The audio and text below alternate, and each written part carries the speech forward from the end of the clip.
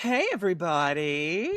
Okay, I'm looking up cereal now. Okay. Do you remember the ads that were on cereal? No. I remember vividly. Why? What ads were There they? was one that was like MailKimp for Oh, MailChimp. MailChimp. MailKimp. Support for cereal comes from MailChimp. From MailChimp. Mail came, mail came, mail came, mail. MailChimp was everywhere Yeah. at that time. I remember specifically. I think they replayed a lot of the same ads Oh, okay. every Yeah. episode, and so I would like mouth them. Welcome to Patreon. We're here to discuss cereal. We're going back to season 1. We're going way back in time, aren't we? Yeah, like 20. Well, let me look since I pulled it up. Okay. This came out in 2014. 2014. I remember this. Me because I'll tell you all right. I was on the vanguard of true crime podcast listening. too. Really? No, honestly, like as soon as podcasts like became a thing, I was like, because early back in the day, there was no true crime content, barely. There was Dan Zupansky, who sounded like he was recording in a bathroom. And there was Last Podcast on the left, at which point they were barely doing research. Right. You know, right. and honestly, that's kind of all that's kind of all I remember. But then Serial came along. Yeah. And it became true crime for people who aren't into true crime. And honestly, I think Serial started the boom. I think so too. Every documentary that we see now on Netflix or whatever we have Serial to thank for that content. Thank you, cereal. Thanks, Serial. And Sarah Koenig. Koenig. I always want to call her Koenig. Koenig, because it's K-O-E, and Yeah. O-E in German is a way of spelling an O with an umlaut, and it's pronounced So, Koenig. Yeah. Koenig. Koenig. Take that, Sarah. Yeah. Okay. So 2014, we are going back. Here we are. And I really hope the ads are the same. Okay.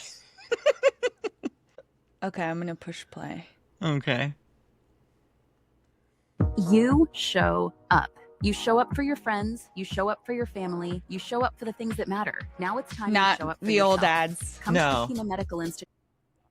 The first episode of this series is free, but to hear the whole thing, you'll need to subscribe to the New York Times, where you'll get access That's to all fucking the serial stupid. productions and New York Times shows.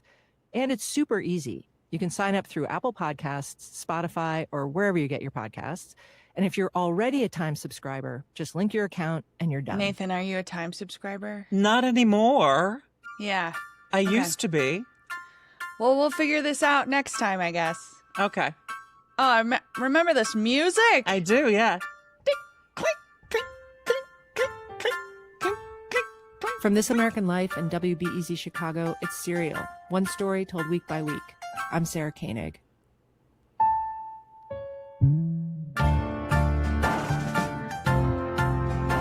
For the last year, I've spent every working day trying to figure out where a high school kid was for an hour after school one day in 1999.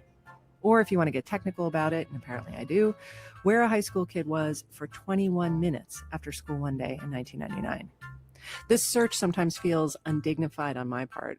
I've had to ask about teenagers' sex lives, where, how often, with whom, about notes they passed in class, about their drug habits, their relationships with their parents. And I am not a detective or a private investigator. I'm not even a crime reporter. But yes, every day this year, I've tried to figure out the alibi of a 17-year-old boy. Almost 15 years ago, on January 13th, 1999, a girl named Hae Min Lee disappeared. She was a senior at Woodlawn High School in Baltimore County in Maryland. She was Korean, she was smart and beautiful and cheerful and a great athlete. She played field hockey and lacrosse. And she was responsible. Right after school, she was supposed to pick up her little cousin from kindergarten and drop her home, but she didn't show. That's when Haley's family knew something was up, when the cousin's school called. About a month later, on February 9th, Hae's body was found in a big park in Baltimore, really a rambling forest. A maintenance guy who said he'd stopped to take a leak on his way to work discovered her there. He'd noticed a bit of her black hair poking out of a shallow grave. The cause of death was manual strangulation, meaning someone did it with their hand. The only thing I want to say is, like, why would you stop to take a leak in a forest or a wooded area when you're on your way to work where there's presumably a bathroom? Well, I think this is what happened with the Casey Anthony thing, too, is that these are guys who work outside. And they, like the guy who found Kaylee's remains was out there taking a leak, too, because he is some kind of outdoor worker. Like, Fair he enough. climbs electric poles. What do you call those poles with the wires on them? Electric poles, right? Power lines. There we go. Power poles. Power poles. On February 9th, Hae's body was found in a big park in Baltimore, really a rambling forest. A maintenance guy who said he'd stopped to take a maintenance guy. So he might just be someone who goes from place to place and there isn't always a bathroom. Also, I don't know, you boys love to pee outside. Oh, because it's so easy and fun. It really is. Then it's there just you go. You can glory in the glory of being a boy and having an outer pee machine. Outer genitals. Yeah, it's really fun. I know. I'll never experience it. Thank you. You know, get a shiwi. I gave it away. Did we talk about that? I think I knew you had a shiwi, but I didn't know you gave it away. Yeah, I got it for Christmas from my ex-boyfriend. Nice. And I was like, thanks. Yeah. Merry Christmas. What a thoughtful gift. Continue. Yes. Yeah. leak on his way to work discovered her there. He'd noticed a bit of her black hair poking out of a shallow grave. The cause of death was manual strangulation, meaning someone did it with their hands. A couple weeks after that, so 6 weeks after she first went missing, Hae's ex-boyfriend, a guy named Adnan Syed, was arrested for her murder. He's been in prison ever since.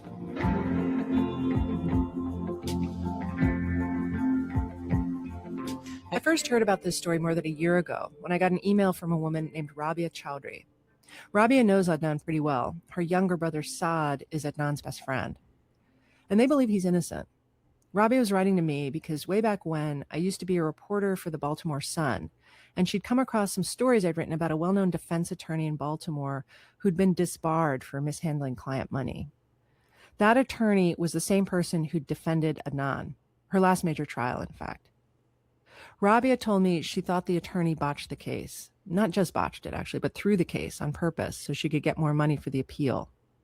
The lawyer had died a few years later. She'd been sick.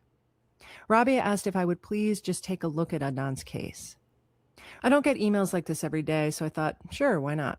I read a few newspaper clips about the case, looked up a few trial records, and on paper, the case was like a Shakespearean mashup. Young lovers from different worlds, thwarting their families, secret assignations, jealousy, suspicion, and honor besmirched. The villain, not a Moor exactly, but a Muslim all the same. And a final act of murderous revenge. And the main stage, a regular old high school across the street from a 7-Eleven. Hi, are you Rabia? Hi. Am I saying your name correctly? Rabia, okay. I went to go see Rabia. She was surrounded by paper. Files, loose stacks, binders, some crappy-looking boxes. All court documents and attorney's files from Adnan's case. Some of the papers were warped and discolored. Why do they look wet? They look like wet. These have been damaged because these... She explained that it was because the boxes had been in her car on and off for 15 years. Rabia is a lawyer herself. She mostly does immigration stuff. Also, I didn't remember that Adnan is Rabia's little brother's best friend. Yeah. I thought they were related. I knew that Rabia wasn't related, but was like a friend of the family. So I think it's like Well, they have a tight-knit community, right? tight-knit community. That's yeah. exactly what I was going to say. Yeah. So I imagine it's like she's almost like family. Yeah. Because I was going to say, maybe I'd care about my little brother's best friend. I don't know. Yeah, I think it's that sort of like It's the tight-knit community. it's the tight-knitness of it, which is something that we as white people can't understand. I know. Yeah. Yeah. We try to stay separate. I don't know why. Oh yeah, we're very like clannish.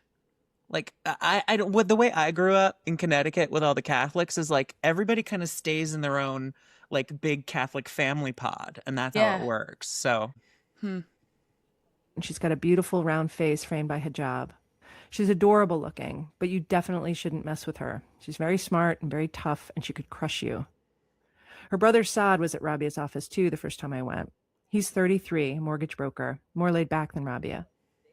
They told me about Adnan Syed, their friend. Not just a good kid, but an especially good kid. Smart, kind, goofy, handsome. So that when he's arrested for murder, so many people who knew him were stunned. He was like the community's golden child.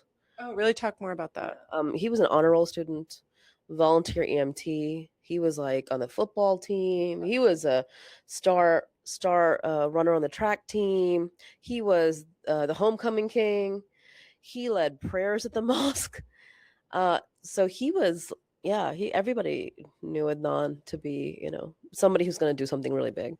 I later fact-checked all these accolades, of course, and learned that Rabia was mostly right, though she sometimes gets a little loosey-goosey with the details. Adnan was an EMT, but he didn't volunteer. He was paid for it. He was on the track team, but he wasn't a star. He did play football, and he did lead prayers on occasion. He wasn't homecoming king, but he was prince of his junior prom, and this at a high school that was majority black. They picked the Pakistani Muslim kid. So you get the picture. He was an incredibly likable and well-liked kid. This conversation with Rabia and Saad, this is what launched me on this year-long, obsession is maybe too strong a word, let's say fascination with this case. By the end of this hour, you're going to hear different people tell different versions of what happened the day Hae Lee was killed. But let's start with the most important version of the story, the one Rabia told me first. And that's the one that was presented at trial.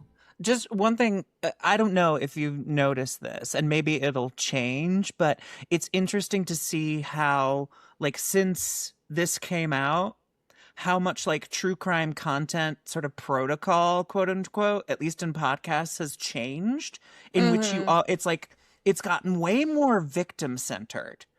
You know, it's like, I feel like if this was being made today, it would like start off with About like Hae. centered around Hae Min, not Hae Lee, or Hae Min Lee. So maybe that's why she said Hae Lee. But yeah, but it makes it sound like her name is Haley, like she's a white girl, and it even makes though it sound like she said she's not. But yeah, you're right. But no, it's just very interesting. Also, like listening back to like the theme song, the ding ding ding ding ding ding ding, it makes it seem like this is a cute murder mystery. And it's like, no, a teenage girl died. you know, it's just it makes it seem too like light and fluffy. This isn't Agatha Christie. yeah, This is somebody's daughter. So I'm just noticing that. I know things have changed since then. So it's not Right. like, you know, I'm gonna blast Koenig for this, but I'm just pointing it out. Yeah. that's true. That's true. Yeah. The state's case against Adnan went like this.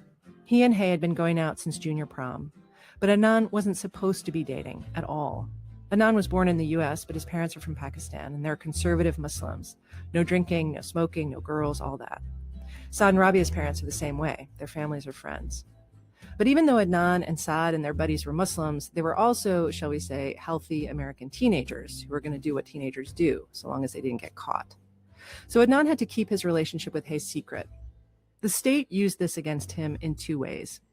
First, they argued he'd put everything on the line, his family, his relationships at the mosque, to run around with this girl, so that when she broke up with him 8 months later, he was left with nothing, and he was outraged. He couldn't take it, and he killed her. And the second way they used it is they said, look at what a liar he is, how duplicitous. He plays the good Muslim son at home and at the mosque, but look what he was up to. Saad remembers the prosecutor's closing argument at trial. His family didn't know that he actually drank, he smoked, he was having sex. This was proof of bad character, someone who could be a murderer. But Saad says if Adnan's guilty of anything, it's of being a normal kid with immigrant parents. So like the prosecution had painted Adnan as a totally like a bipolar or like a maniacal dual personality. We all grew up with that dual personality. It is forced. I mean, I'm the same way. I was like, they could paint the same thing because I was actually homecoming king, which I don't know if my sister even knows. She did not know. So, I mean, I was dating a girl that was. Wait. And why is homecoming king bad? Is that such like a good thing? We don't go to homecoming. We don't, because it's a dance. it's a dance. It's a mixed gender. So I was in the same boat. My parents, my sister, they didn't know about this at all. I mean, and right now, more than 10 years later, she's finding out. You know, I know. I mean, you know, I'll admit, you know, on one side, like my family thinks I'm a virgin, but on the other hand, I play, you know. But it's the TMI. Let's see that, like that right there. I mean, it's kind of making her feel uncomfortable. You know, she's like, whoa. So just on motive alone, Saad and Rabia found the whole thing ridiculous. As for physical evidence, there was none. Nothing. Apart from some fingerprints in Hae's car, which Adnan had been in many times, there was nothing linking him to the crime. No DNA, no fibers, no hairs, no matching soil from the bottom of his boots.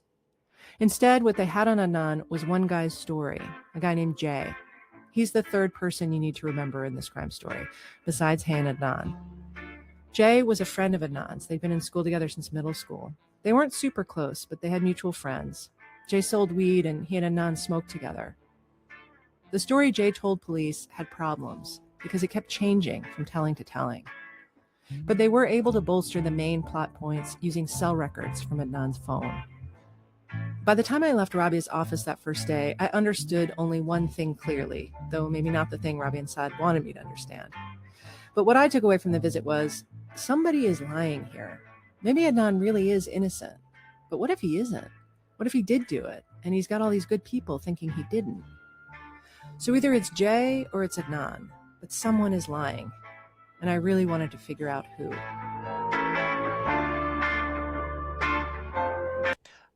It's going to be, okay, so as we go through this project, I know that after Serial came out, there was a lot of like buzz about what Sarah Koenig left out. Oh, really? I thought so, because she makes this sound like, okay, so there's literally no physical evidence. There is just one dubious eyewitness account that sent this kid away for life. Which is Jay. Which is Jay, exactly. Okay, yeah. But I feel like there is evidence, though, isn't there? I guess, you know what, I kind of have to Well, wait we're gonna get there. to Yeah. get there. But I do remember, you know, because like we both know that sort of the worm has turned on this case where, you know, he was presented as most likely innocent, which is why like the case was, you know, reconsidered several times.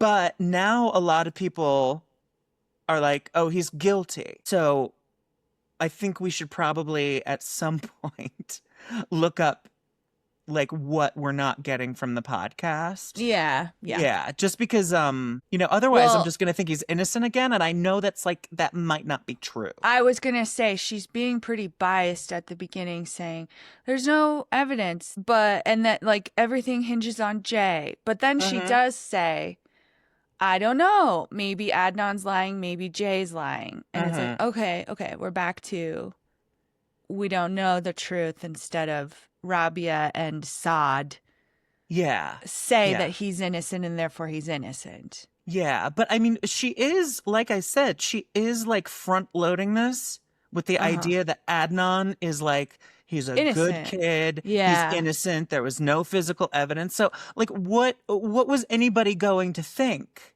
But also, I know. Go ahead. I don't know what to call it. The boundaries that they put on those kids, how they're not allowed to even go to the dance. Yeah. I mean, that's a perfect storm because if you're not allowed to be doing all of these things that your friends get to do, you know, drinking and smoking weed and dating and dancing and having sex, whatever. And I'm not saying, you know, most parents don't really want you to drink or have sex, but it sounds like it was extra frowned upon. in that community. And that seems like that's the reason why this might end in a murder. Do you know what I mean? Because he's going against all of his values to be with her. Well, I mean, that's definitely like prosecution. I think legitimately trumping up the idea that it was a, you know, a conflict between like his family and his life, and, you know, he had to hide it from them in order not to be shamed. And I don't know. I don't know. Came from a very permissive environment. So I don't know how it works in these communities, but it's like to hear this kid that she's talking to kind of laugh about, he was like, I was homecoming king. It seems like all these kids That's true. know how to do it. They probably cover for each other. And I don't know if like the what do you call it? The dichotomy of their lives is such a big deal to them, where they would be like, oh, if I'm exposed, my life is over. Yeah. You know, I feel like they all do this. Or, as they said, they all do it, you know? Right. They all So it's not as big a deal how as to lie. Yeah. Exactly. And it's probably not as big a deal to them as the prosecution says. They live in they're in America now. Yeah. You know, they're not going to get, you know, publicly shamed not for shaming their family over this. They're still going to be able to go to college and get a job. They're fine. Right. You know? So I don't know about that. I feel like that's a prosecution tactic as opposed to like an actual thing that's happening. All right. Yeah, well, we'll see. We'll see. All right.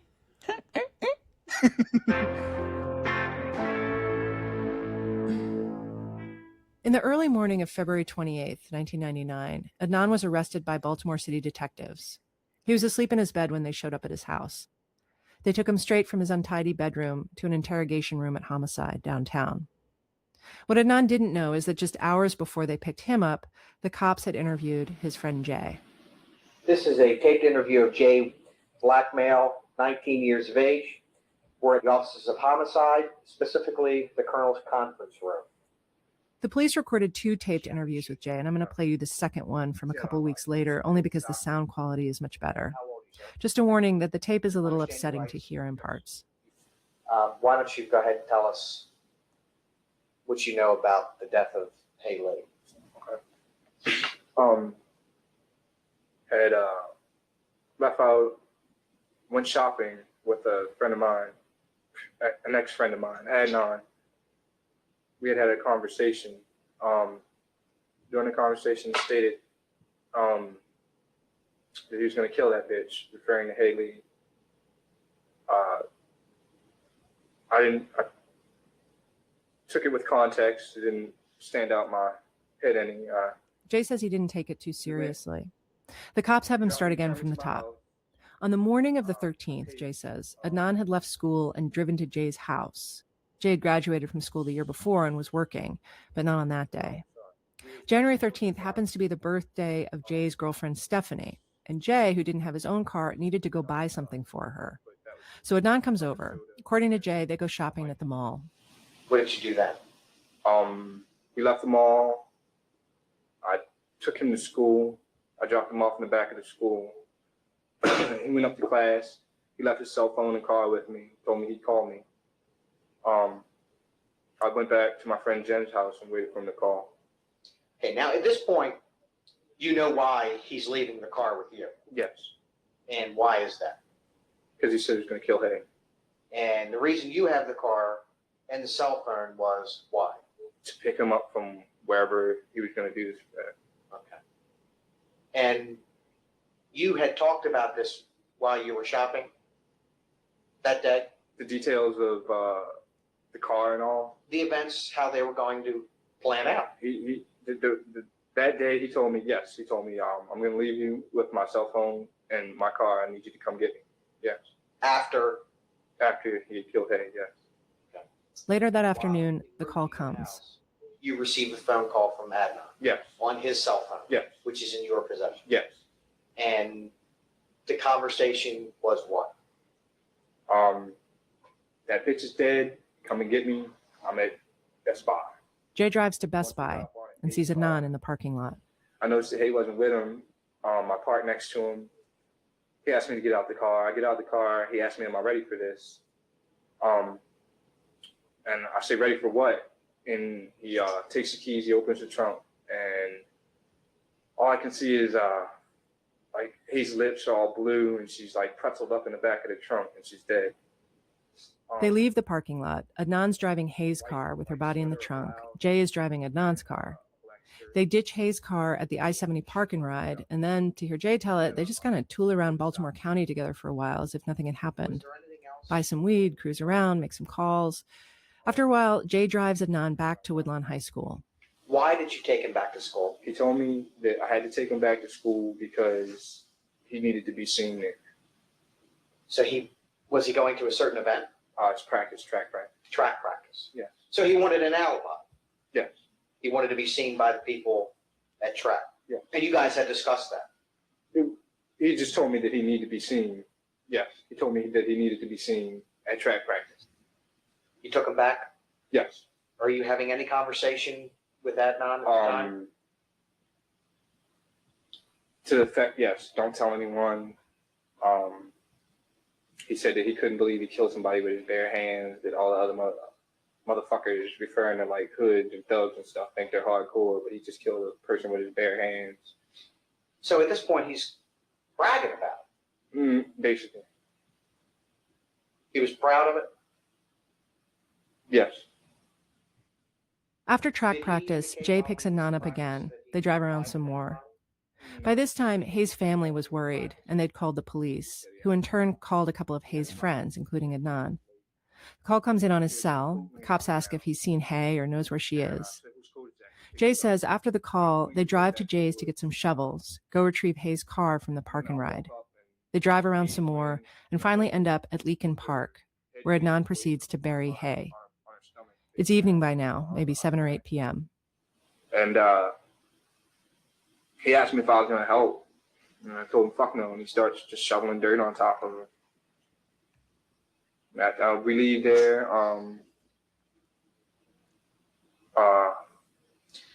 Let me stop a minute. Yes.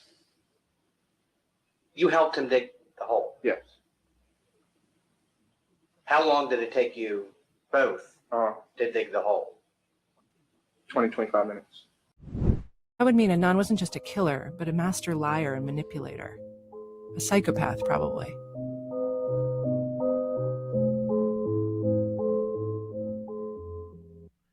Okay, it's interesting because I just want to point out that why would Jay admit to being, I mean, he is an accessory to murder. He knew it was going to happen, and he helped his friend bury a fucking body quite badly, if I may add.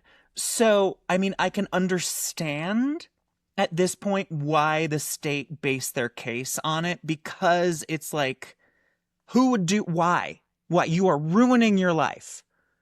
I mean, he might not know that as a teenager, but like the average cop is going to think, okay, why would they admit to all this?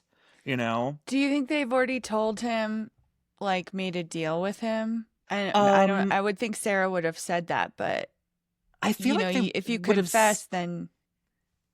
I mean, they could have said, like, I don't know if they can promise a deal of some kind.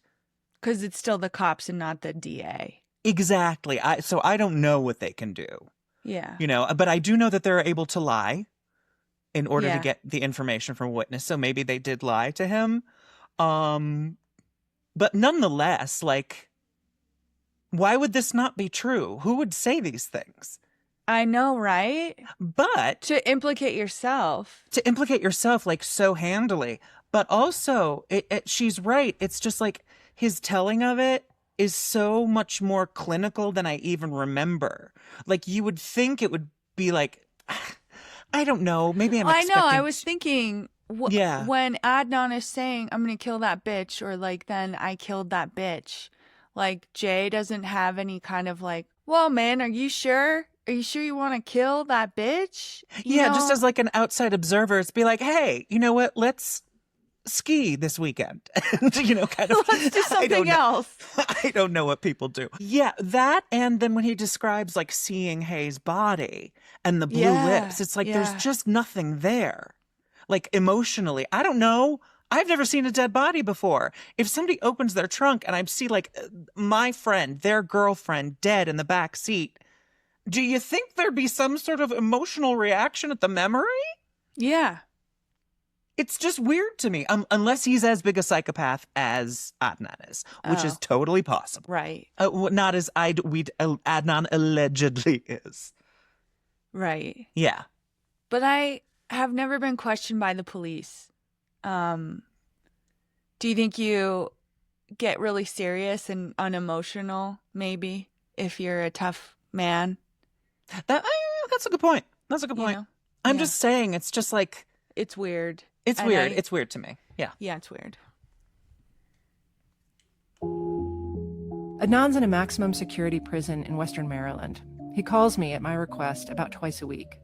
When I first met Adnan in person, I was struck by two things. He was way bigger than I expected, barrel-chested and tall. In the photos I'd seen, he was still a lanky teenager with struggling facial hair and sagging jeans. By now, he was 32. He'd spent nearly half his life in prison, becoming larger and properly bearded. And the second thing, which you can't miss about Adnan, is that he has giant brown eyes, like a dairy cow. That's what prompts my most idiotic lines of inquiry. Could someone who looks like that really strangle his girlfriend? Yeah, I know. I didn't do it. When he first heard Jay's story, like a dairy cow. Yeah, like a dairy cow, like Elsie. Ew. Of the crime, Adnan didn't say, well, it didn't happen like that, or I didn't mean for it to happen like that. He said, it didn't happen. None of this is true at all. He says he had nothing to do with Hae's murder, and he doesn't know who did. Hae was Adnan's first serious relationship with a girl. He says he loved her in the way of high school love, but then also in the way of high school got over her. So that when they broke up for good, sometime before Christmas break of senior year, he says he was sad for sure, but not obsessed or anything. I just sometimes wish like they could like look into my brain and see how I really felt about her. And no matter what else someone would say, they would see, man, this guy had no ill will towards it. Whatever the motivation is to kill someone, it didn't exist in me. You know what I mean? No one can ever say why. People can say why. Oh man, he was mad, this, that, or the other, but no one can ever come with any type of proof or anecdote or anything to ever say that I was ever mad at her, that I was ever angry with her, that I ever threatened her. You know, that's the only thing I can really hold on to. That is like my only firm handhold in this whole thing is that no one's ever been able to prove it. No one ever has been able to provide any shred of evidence that it had anything but friendship towards it, like love and respect for her. The problem is, when you ask Adnan to go back and tell his version of what happened that day, to refute Jay's story, everything becomes a lot mushier. Yes, he hung out with Jay on the 13th, both during and after school, but he doesn't remember exactly where they went or what they did or what time it was. Here's what he's got. January 13th unfolded like any other day, a normal, mostly uneventful day. He says there are a couple of things that do stand out, though. That day was Stephanie's birthday. Stephanie was one of Adnan's best friends and also Jay's girlfriend. Adnan had gotten Stephanie a birthday present, a stuffed reindeer, which he'd given to her in second period, Miss Efron's English class. And it occurred to me that day that I was going to ask her boyfriend, Jay, did he get her a gift? So sometime during the day, before noon. Wait, Adnan, just hold up for a second. Why did you care whether Jay got Stephanie a present? Like, what's it to you? Well, Stephanie was a very close friend of mine, as I mentioned, and it was just, I just kind of wanted to make sure that she also got a gift from him. You know, she had mentioned to me that she was looking forward to getting a gift from him. She mentioned she was really happy to get the gift that I gave her. So it just, as I would with any friend, I just kind of, went to check on that. I kind of had a feeling that maybe he didn't get her a gift. And I had free periods during school, so it wasn't like, it was not abnormal for me to leave school to go do something and then come back. So I went to his house, and I asked him, did you happen to get a present for Stephanie? He said no. So I said, if you want to, you can drop me back off to school. You can borrow my car, and you can go to the mall, get her a gift or whatever, and just come pick me up after track practice that day. So then what happened? Well, then when school was over, I would have went to the library. I know that I usually check. Well, I didn't usually check, but if I was going to check my email, it would be using the library computer. Sometimes I would go there because track practice didn't start until around maybe 3 o'clock or 3:30ish. So it didn't start right after school. So there was a period of time of almost like an hour and some change. That was kind of free time. This hour and change after school, this is the crucial window. This is the time when the state says Hae was killed. School got out at 2:15. People remember seeing her after her last class, heading to her car. According to Jay's story and the cell phone records, she was dead by 2:36 p.m. So sometime in those 21 minutes, between 2:15 and 2:36, she was strangled. So that's obviously the same window Adnan needed to account for. To quote Adnan, "My case lived and died in those 21 minutes." So where does Adnan say he was? Well, maybe the library, but nobody testified to that at trial. Then to track practice. He does remember being at track one day when it was snowing, which might have been that day. The coach testified that Adnan probably was there, but he can't be 100% sure because, as a rule, he didn't take attendance. After school is when his memories become non-specific. Usually we did this, or we probably would have done that. Probably track practice would have ended, like I say, 4:30. Jay did come to pick up Adnan after track. That part Adnan seems to more or less remember. It was Ramadan, so Adnan would have been fasting all day and hungry. It probably would have been close to time for me to break fast.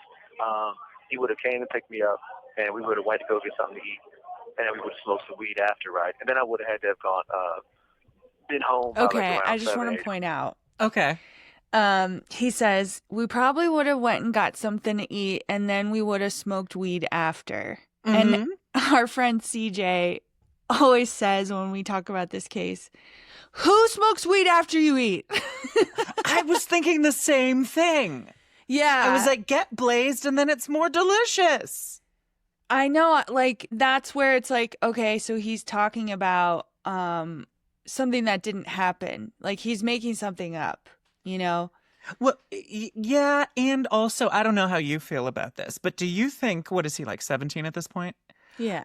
Is thinking about how his friend is a fuck up when it comes to the ladies, and he doesn't know well enough to get his girlfriend a present, and he got his friend's girlfriend a beautiful present. That was he's so like, weird. That's, I don't know. I just feel like it's the kind of story somebody says when they want to make themselves look good. Oh. It's just so unlikely to me. Like, maybe I don't know. Well, it reminds me of an episode of Friends where Chandler is in love with Joey's girlfriend. Got they just have really good banter. And, Joey's like the dumb one. Yeah. So Chandler's just mad that she met Joey first because he likes her so much. And they've had these talks, and he buys her a first edition of The Velveteen Rabbit because it's her favorite book. Mm-hmm. And then he's like, Joey, what did you get your girlfriend? Yeah. And Joey's like, I got her a coupon for an hour of Joey love. And Chandler's like, okay, it's going to look really weird if I give her this book that she loves and you give her that. So he sacrifices it. He says, here, you give her this gift. And that's Adnan, nice. Yeah. Adnan lets Jay borrow his car to go get his own gift. And I was like, why don't you just give him your gift?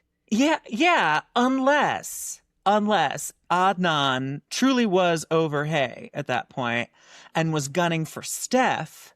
Well, that's what I was thinking. That's what I would think. And then, like, he can tell, he's like, putting this in his pocket for the future when he can tell Steph is like, I had to force him to get you a gift. And he helped me bury my girlfriend. I don't know. But yeah, it is. I mean, I think you're right that he's trying to make himself sound good. Yeah. And maybe he was always doing that anyway, like he would have done that to Steph. Is that, but are we to surmise that is like a psychopathic aspect of his personality?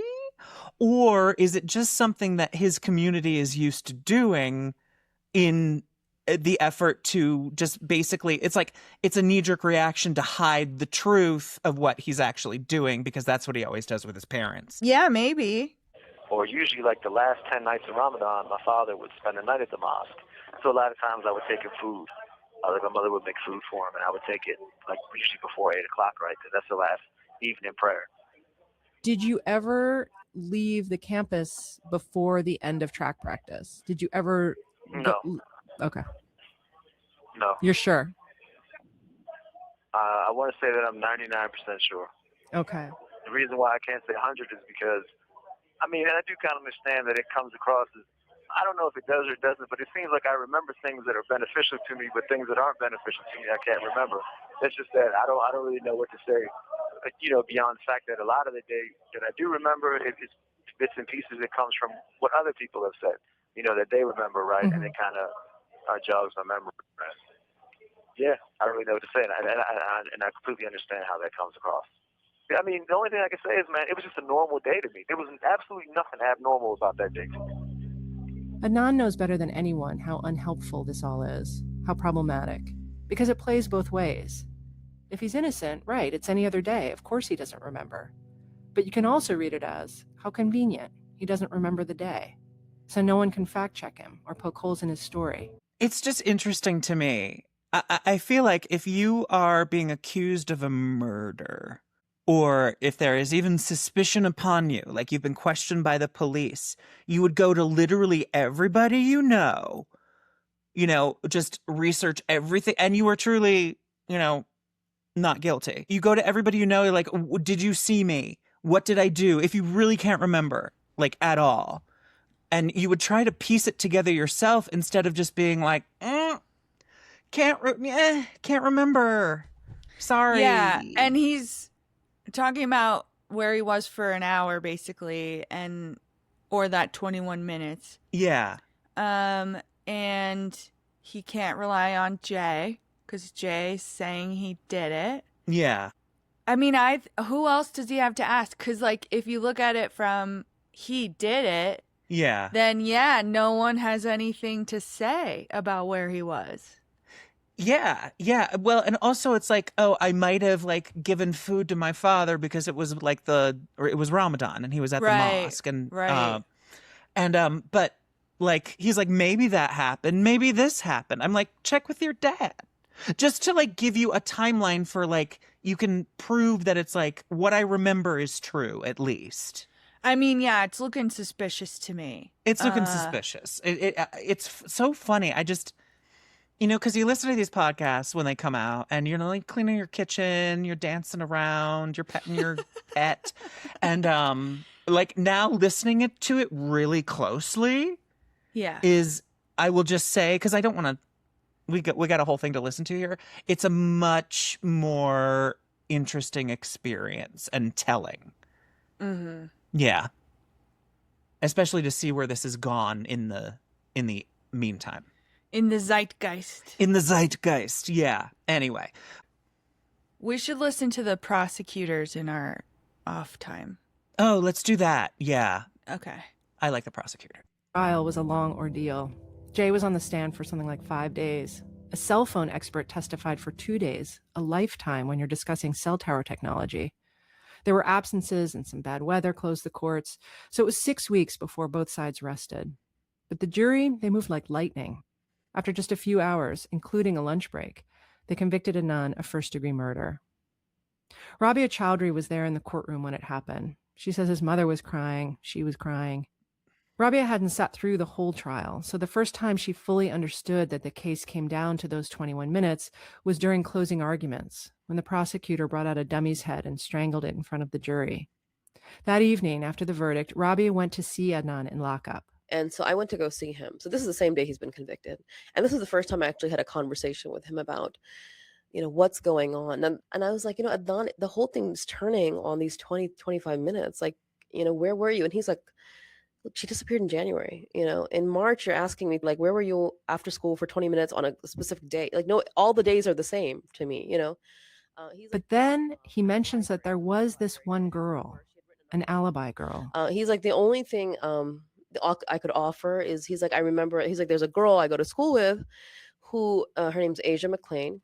He's like, right after I got arrested, she wrote me a couple of letters, and she said she also went to see my family, and she said she specifically remembers me being at the library, at the public library, right after school. The Woodlawn Public Library is just across the parking lot from Woodlawn High School. It's not technically part of the campus, but it might as well be. He said, I gave those letters to Christina Gutierrez, to my attorney. He's like, but, apparently it didn't really check out. So he's like, I don't know. So they're not helpful to us.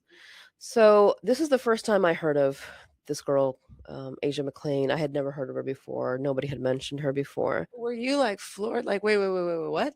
I mean, what, like, I wasn't floored at the time because I thought if this girl wrote, and the attorney, what criminal defense attorney is not going to check out a potential alibi? So I asked him, I said, do you have a copy of those letters? He said, yeah, I have a copy. I said, send me a copy.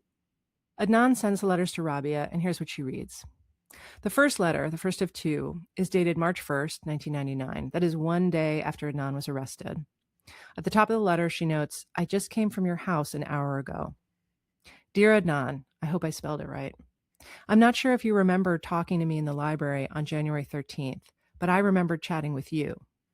She says, quote, we aren't really close friends, but I want you to look into my eyes and tell me of your innocence. If I ever find otherwise, I will hunt you down and whip your ass. Okay, friend? At the bottom, she added a little note. My boyfriend and his best friend remember seeing you there too. That's letter number one. Then the next day, on March 2nd, she writes Adnan another letter. This one's typed, it's chattier. She talks about the gossip in school, the bits and pieces of evidence about the crime that are circulating, what the students are saying, what the teachers are saying. Why haven't you told anyone about talking to me in the library, she asks him. Did you think it was unimportant? You didn't think that I would remember? Or did you just totally forget yourself? Adnan says now that he does, in fact, remember seeing Asia in the library. Anyway, Rabia calls Asia up. It's been a year since she wrote the letters, but she agrees to meet. And she told me that day after school, I went to the public library, and Adnan was sitting at a computer checking email or something, and I sat down next to him, and we started chatting. And Adnan was a very popular boy in school. He's handsome and, popular with the ladies. So she was speaking to him, and her boyfriend shows up a little bit later with a friend. And she said her boyfriend was really angry at her because he's like, why are you talking to him? As high school kids, why are you talking to him? Is he hitting on you? And she remembered very specifically that day she went to her boyfriend's house with him. And they got snowed in. And that snowed really heavily that night. And she remembered that for the following 2 days, school was closed. So she had very specific details about why she remembered that day. Asia wrote out an affidavit on the spot. In it, she says she and Adnan spoke for about 15 to 20 minutes while she was waiting for her boyfriend to give her a ride. Quote, we left around 2:40, unquote. Remember, Hae is supposed to be dead by 2:36. And then the kicker. No attorney has ever contacted me about January 13th, 1999, and the above information. So, benefit of the doubt for a second. Maybe Adnan never actually showed the letters to Christina Gutierrez, his attorney. Sure, he said he did, but who knows? Well, I know. Deep inside Gutierrez's notes on the case, I have boxes and boxes of such stuff. There's this in her handwriting. Asia plus boyfriend saw him in library 2:15 to 3:15. Then there's another note dated July 13th. It's more than 4 months after Adnan's arrest. This is written by one of Gutierrez's law clerks who visited Adnan in jail. Quote, Asia McClain saw him in the library at 3. Asia boyfriend saw him too. Library may have cameras. Why, oh why, was this person never heard from at trial? A solid, non-crazy, detail-oriented alibi witness in a case that so sorely needed alibi witnesses. I can't ask Christina Gutierrez because she died in 2004. So I put that question to a few defense attorneys, and they said, well, alibi witnesses can be tricky, especially if it's just one person, because then it becomes one person's word over another. A single witness like that can backfire under cross-examination, or they might take the jury's focus away from the weaknesses in the state's case. So there are conceivable strategic reasons why Christina Gutierrez might not have wanted to put Asia McClain on the stand. But what is inconceivable, they all said, is to not ever contact Asia McClain, to never make the call, never check it out, never find out if her story helps or hurts your case. That makes no sense whatsoever. That is not a strategy. I also just want to point out, you don't have just one alibi witness. You have two. Justin was there, and Justin had an emotional reaction to seeing Asia talk to Adnan. So that could be something that he would like remember about that day. I was jealous of her. So that's odd to me. It's weird to not reach out to her and ask her. It's weird Just not to reach out to both question. of them. Yeah. Yeah. Anyway. But do you remember, why are we so certain that Hae Min Lee was dead by I'm going to say 2:36. 2:36, yeah. Super specific time. I mean, maybe we'll learn, but I mean, it's actually, I don't know. Maybe there's like a whole chain of evidence that like really pinpoints the time of death, but 2:36 is very specific. Like if they're just going to get this from like a body that's been in the dirt, quite frankly, like that's you not can't where time came that. from. You cannot time that. No. It's very difficult. But I remember Anyway. later on they time some kind of drive, like the drive from school to Best Buy or something. I don't know. They time it. Well, Yeah, and but so I mean, maybe they that's part they of time it as if it happened. But I mean, I feel like the body would be the physical evidence upon which you I would want know. to base time of death if you could, even. If you could. So that's also very interesting. Very interesting. Very interesting. Let's keep an eye on it. Okay. All right. When I first heard about the long-lost Asia letters and the lawyer's mistake, I thought, well, their fight is over, right? They've got an alibi witness who was never heard from. It's such a slam dunk. They're done. Adnan's family hired a new attorney who filed a petition in court based on the Asia affidavit. His argument was that Adnan's trial could have turned out differently if Gutierrez had checked out Asia's story. And so Adnan should get some form of what's called post-conviction relief. The new lawyer figures he'll get Asia to come to the hearing. She'll vouch for her story. By this time, Asia had finished school and moved away. He finds an address on the West Coast, tries calling, sending messages, nothing. Finally, he writes a letter to her and gives it to a private investigator who goes out to Asia's house in hopes of delivering it.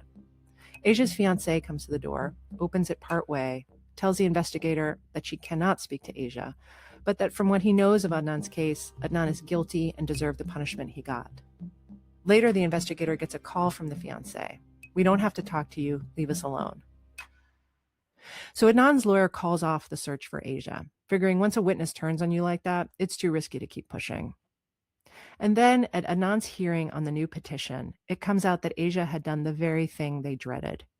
Asia had called one of the prosecutors in Adnan's case, a guy named Kevin Urich, and undermined her own statement. A young lady named Asia called me. And what did she say? She was concerned because she was being asked questions about an affidavit she'd written back at the time of the trial. She told me that she'd only written it because she was getting pressure from the family, and she basically wrote it to please them and get them off her back. I don't know what happened to her and why she would do this. Here's Rabia again.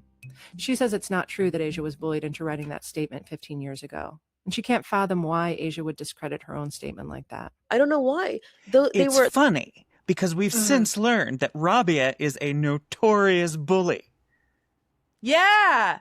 Interesting, huh? She's like, I don't remember her being bullied. I was like, Rabia, it was probably you, allegedly. Why would Rabia bully Asia unless Asia wrote the letters to begin with of her own volition? Here's something I'm thinking. Okay. Because with the whole Shift and Alexa Nicholas situation, Yeah. a lot of people were going to testify on behalf of Shift in that trial, and then they didn't. Like, they just didn't want to be involved. Yes. Honestly, when it comes down to the wire in terms of like, you know, she could say in the letter, it's like, oh, we definitely saw you. But when you have like cops and a lawyer and you're 17 years old and you don't know what to do coming at you and probably like making you feel like they think you're guilty of something, because that's often how these exchanges go, to my understanding. Yeah. Then, yeah, I mean, and then if you have, allegedly, Rabia Chowdhury bullying you to, like, do an affidavit, I would,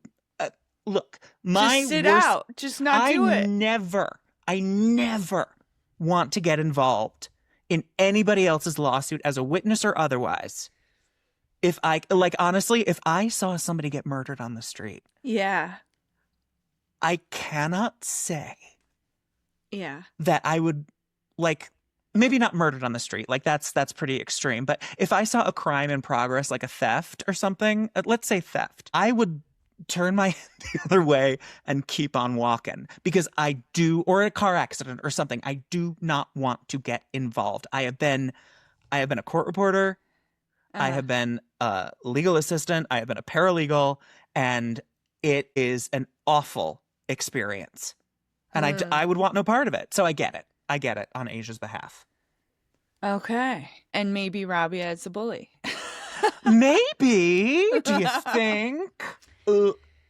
Well, yeah. Yeah. Yeah. Okay.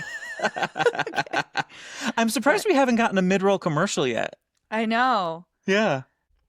The affidavit was written voluntarily. I mean, I'm an attorney. I'm a licensed attorney. I work on Homeland Security. It's like I have no reason to make something like this up. I didn't even know she existed until after the conviction. So what do you think happened? Why would they have this sort of violent reaction to helping out Adnan now? I don't know. It was just really odd. So who knows what would have happened if Asia had shown up? Maybe it wouldn't have made a difference. After all, they had the original letters and the affidavit. That's all that should have mattered. But it didn't look good. It'd be natural for the judge to wonder, why can't the defense produce this Asia person? Why is she making this call to a prosecutor? I mean, anyone would wonder. I wondered. I wondered if maybe she was pressured into writing that affidavit. And I wondered if she was hiding something. Like maybe she'd lied in those 1999 letters. Maybe she didn't really see Adnan at the library that day, and I just wanted to insert herself into something exciting. And maybe now that she was grown up, she wanted nothing to do with any of it. So 3-4 months after I'd first sat down with Rabia, I'd become fixated on finding Asia. I'm like a bloodhound on this thing, because the whole case seemed to me to be teetering on her memories of that afternoon. I have to know if Adnan really was in the library at 2:36 p.m., because if he was, well, library equals innocent. It's so maddeningly simple, and maybe I can crack it if I can just talk to Asia.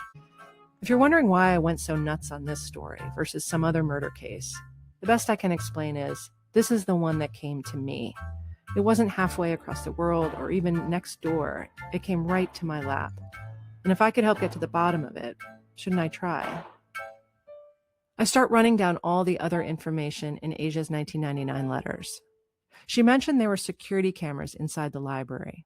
So my producer and I went to see the very nice manager there, Michelle Hamil. Was there a security system back in 99 that could have been checked at the time? Probably. Yes. I'm going to say yes. Okay. And what system was it? I have no idea. It was a old system. Yeah. So, But you think probably video? it was video. Okay. Mhm. And that was part of setup. Every morning you put a videotape in. So Okay. that's, And were you guys recycling the videotapes? yes.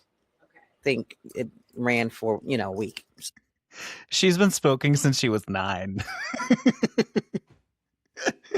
You think so? I do. She just I've known a lot of women who have that sort of whiskey to their voice. And I'm like, you have been smoking since you knew what a cigarette was. And I love it. It's just, it's such warm memories of those women. But anyway. Yeah. I bet they only had a week to check those security tapes. Oh, for sure. Even, especially back then. Yeah. Yeah. So even if on the very day that Asia had written her first letter, Adnan's lawyer had run out to find the security tape, it probably would have been non-existent by then. But what about the computer Adnan was supposedly using to check his email? To use the computer, did people have to sign in, like write their name down? They did. And what was the system then? Piece of paper and pencil. And those, by any chance, weren't logged meticulously and kept for 15 years, were they? No. Bummer. All right. We got nothing. Then there was the mystery of Asia's boyfriend, Derek, and his friend, Gerard. All winter and spring, every time I went to Baltimore, I went to Derek's mom's house looking for him, and to Gerard's window tinting business. And then finally... All right, so you are Gerard Johnson. Yes, I am. You don't know how excited we are to be talking to you. I've been looking for you for 4 months. You didn't do anything, but we were hoping maybe you remembered this moment. On January 13th, 1999, Do you have any memory, by any miracle, that you went to Woodlawn Public Library branch near Woodlawn High School to pick up Asia McClain with your friend Derek? I have no idea. Asia McClain. Is that a person or a book? It's a person. No recollection of it. Scratch Gerard. Derek was my last hope. Eventually, I caught him at home. Considering I woke him up, he was exceedingly courteous. He showed me a photo of Asia and him all dressed up. They dated most of senior year. What's up here? This is our senior prom. Yeah. You guys both look really beautiful. Yeah. That's my that's Asia. Yeah. But Derek couldn't remember that day either. Shocking, I know. He used to pick Asia up from school almost every day back then, either from the library or from the front of the school. And he says he spoke to a lot of her friends just to be polite. And it's very possible that I could have spoken to the gentleman and her on that day. But it's very hard to remember, 15 years later. But it sounds, very it sounds like this definitely could have happened. Yeah, I don't think Asia's not the type of person that would lie. Just to, That's what I'm wondering. Yeah, she's definitely not that type of person, to get involved with a lie. That she's not that type of person. Yeah. So she, it seemed pretty credible to me.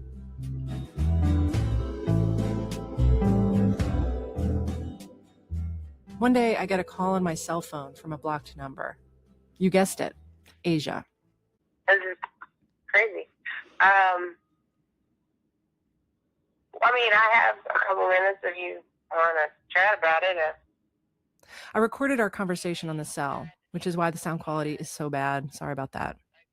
Asia is now a 33-year-old stay-at-home mother, and she has not spent the last 15 years worrying about Adnan and whether he's guilty. I trust the court systems to do their due diligence. And I was never questioned. I was never informed of anything pertaining to the case. I don't know why he was convicted. Asia said she was spooked when the private investigator came to her house. I don't know if that's why she didn't testify at the hearing or why she made the call to the prosecutor, but she told me that when she got the knock at the door, quote, that was not cool. Because to her, if Adnan did do it, quote, the last thing you want is a murderer being pissed off at you, knowing where you live. But she had a remarkably clear memory of what happened on January 13th, 1999. She had an internship at the time, and so she got out of school much earlier than everyone else. Derek was supposed to come get her at the library along with Gerard, but they were very late. She remembers seeing Adnan come in after Woodlawn let out for the day. Adnan came in, he sat at the table, and we weren't really close friends or anything like that, but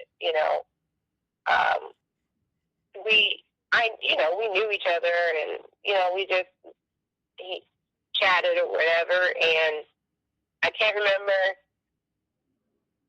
I think I must have asked him how he was doing or whatever, and he said fine, and he told me that him and Hae had broke up, and I was like, oh, well, that's a bummer, and I was like, what happened? And he was like, oh, well, she is seeing this other guy, some white dude, and but he was pretty chill about it. He was just like, well, if she doesn't want to be with me, then that's fine. I just wish the best for her, and that kind of attitude. And I'm not sure why Asia's memory of this interaction is so clear all these years later. My best guess is that because she wrote it down at the time, in those letters and then the affidavit, that the details somehow stuck. Sorry, I just want to point out, in Adnan's conversation with Sarah, he did not mention that the reason they broke up, or one of the factors in their breakup, is she was dating a white guy. It was just like, we were done. Oh, interesting.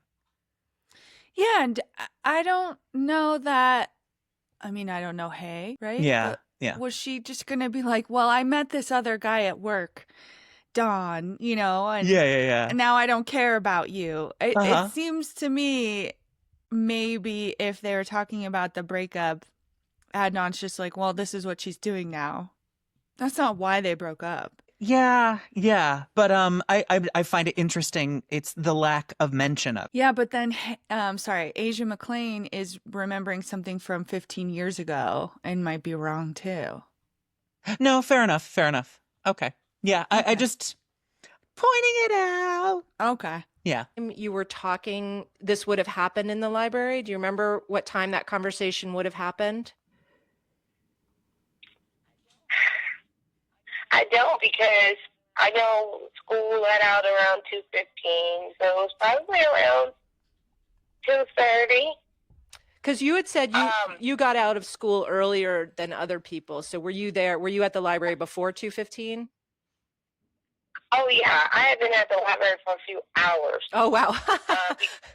Yeah, I was pretty pissed when Derek showed up, and and he asked me who Adnan was, and jealous teenager boy language. He's like, who the hell is that? Mm-hmm. And I said, don't even start with me, because you're a few hours late. Don't worry about who that is, I remember that day because that was the day that it snowed, because I think that was like the first snow of the year. Mm-hmm. I wouldn't have even remembered if it hadn't have been for the snow and the whole, I just remember being so pissed about Derek being late and then getting snowed in at his house, and it was the first snow of that year. The snow is important. Hae disappeared on a Wednesday. That night, there was a huge ice storm, which is unusual in Maryland. It ended up being a state emergency, and school was closed for the rest of the week. Asia started asking me questions about the case. Wasn't there DNA evidence? And what exactly was Jay's part in the whole thing? She wasn't sure Adnan was guilty. She said things I've now heard from so many people since. He seemed like he cared about Hae. He didn't seem angry or upset. I thought there was more proof. Yeah. Even now, it would be nice if there was some technicality, something that would prove his innocence. Great, one less evil person I've met in my life, But I think Asia, like, you might be that technicality. Do you see what I mean? Like, if you're saying you saw him on this day at that time, that means the state's timeline for their whole theory of the case doesn't make any sense. It's a possibility. Because they're saying he was in the car with her at the very time that you're saying, no, I saw him at the library and we were talking. Do you know what I mean? Like, that's exactly the window where they're saying she was murdered. Okay. If she gets out of school earlier than everyone else, Mm-hmm. then it's possible that it's happening earlier than 2:15. Oh yeah, absolutely. And he said he also had like free periods where he would just kind of like do whatever. Yeah. I remember my senior year of high school. I think it might have been even my junior year of high school. I can't remember. But my last two periods, because I like had all my credits, my last two periods were like study hall. So I would Yeah. just go home Yeah. or like do something.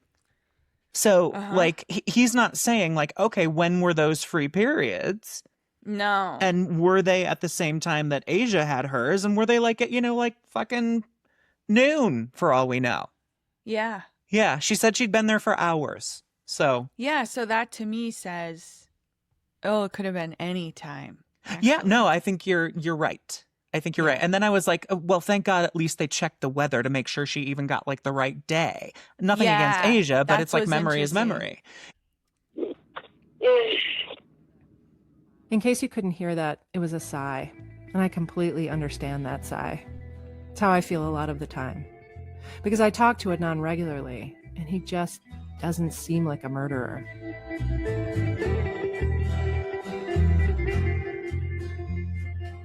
A few minutes after I hung up with Asia, Adnan called on schedule. Hey, sir. How you doing? I'm good. So I was just talking to Asia McClain. Okay. You don't sound very excited. I had I really, This was not the reaction I expected. I felt like I just interviewed an ivory-billed woodpecker. But when I told Adnan what Asia remembered, instead of being excited, Adnan said it was heartbreaking. I mean, on a personal level, I'm happy because, in a sense, it's, that I'm not making this up. And at least, if nothing else, it kind of like, at least someone other than Rabia knows that, this did take place. Anything that can kind of support what I'm saying to be the truth, that I didn't do this, is great. But from a legal perspective, it's like, I wish she would have came to this realization maybe like a year and a half ago. You know what I mean? Because it's kind of like, it's too late. I'm sorry. I mean, I definitely appreciate it, and I definitely kind of hear the elation in your voice, but now I feel like I punctured your balloon. No. I mean, I see what you're saying. I hadn't thought about it in that way. When I told Rabia I'd talked to Asia, she immediately burst into tears. Because they were all correct. It was too late. The judge ruled on Adnan's petition a few weeks before I spoke to Asia. Denied. The judge wrote in his opinion that Cristina Gutierrez's decision not to use Asia McClain as an alibi witness was strategic. After all, Asia's original letters didn't specify an exact time, and Gutierrez could have reasonably concluded that Asia was offering to lie in order to help Adnan. And finally, he wrote, Asia's letter contradicted Adnan's own alibi. Asia says she saw him at the public library, but Adnan said he was on the school campus the whole afternoon. Maybe the judge didn't understand that Woodlawn Library is basically part of the campus. But anyway, Asia's story then is legally worthless. A witness who says she saw you at the exact moment when the state contends you were strangling a young woman in a car is worthless. A few days after I spoke to Asia, she wrote me an email. I've been thinking a lot about Adnan, she wrote. All this time, I thought the courts proved it was Adnan that killed her. I thought he was where he deserved to be. Now I'm not so sure. Hae was our friend too, and it sucks feeling like you don't know who really killed your friend. Hae was the sweetest person ever. If he didn't kill Hae, we owe it to him to try to make that clear. And if he did kill her, then we need to put this to rest. I just hope that Adnan isn't some sick bastard just trying to manipulate his way out of jail. I wrote back, believe me, I'm on exactly the same page.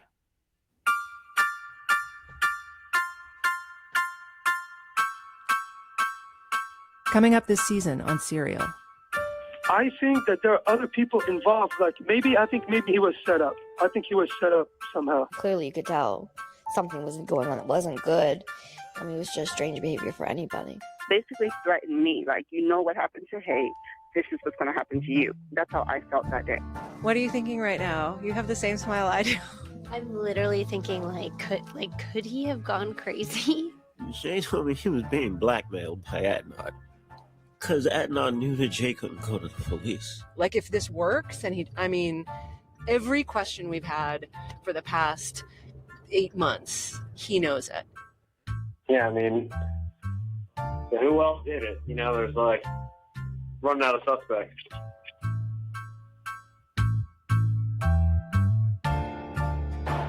All right. Okay. First of all, I want to point out, just why did Asia put in the letter that she had seen him, quote unquote, at that time in the library when he was supposed to be, murdering Hae Lee? Why did nobody encourage her to go to the police and make a statement? Did she? Here's the issue. I'm not hearing anything about Sarah, and maybe we'll find out that she did, I can't remember, doing a FOIA request for the police file.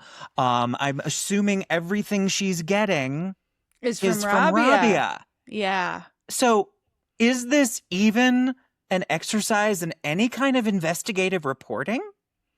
Maybe not. Maybe not. I am just kind of baffled by the sense of irresponsibility I'm now hearing from this podcast. And I'm very interested to see where it goes. Because, there are ways of finding these things out. There are records. There are investigative techniques and paths that you can do. It seems like she's just walking around and shooting the shit with people.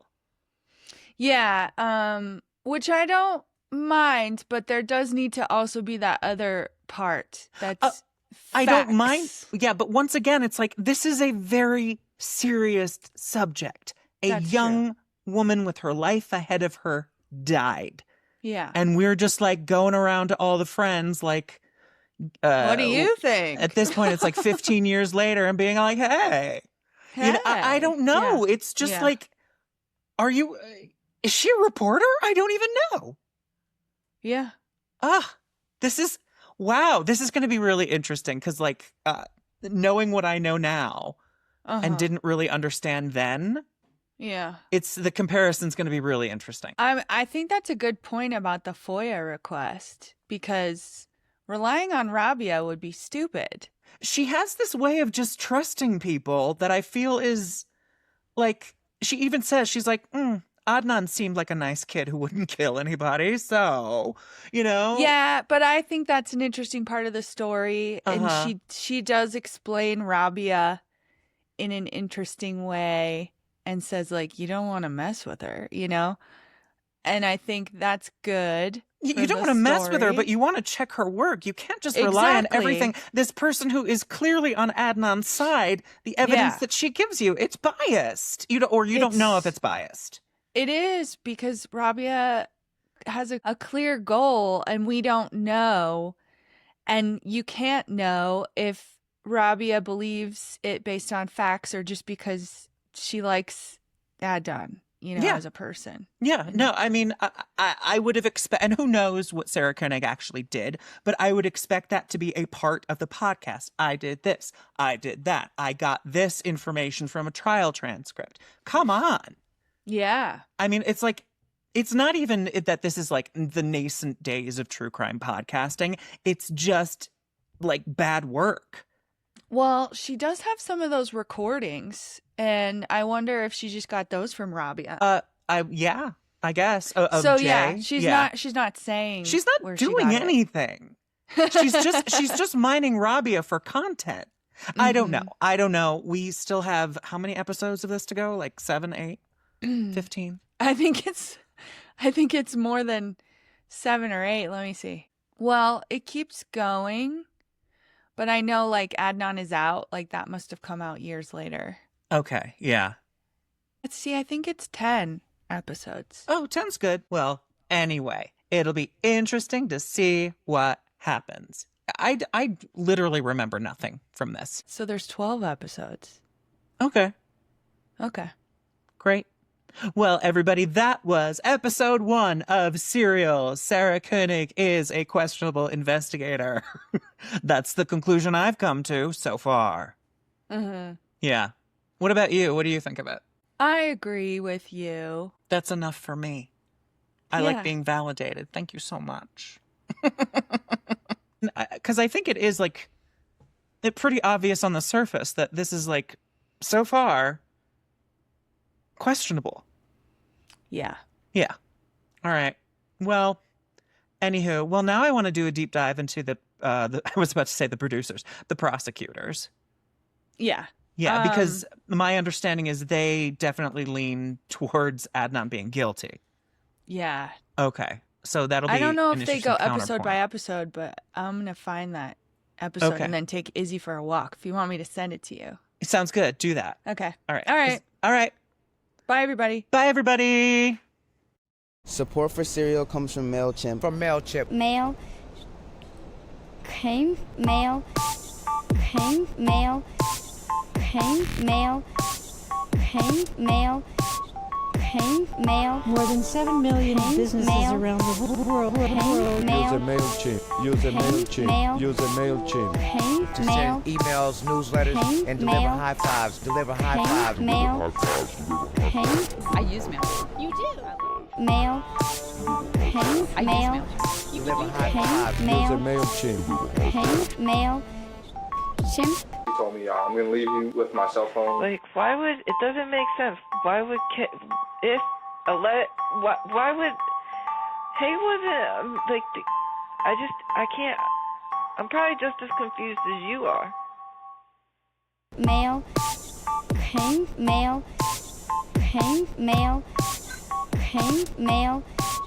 Came. Mail. Came. Mail.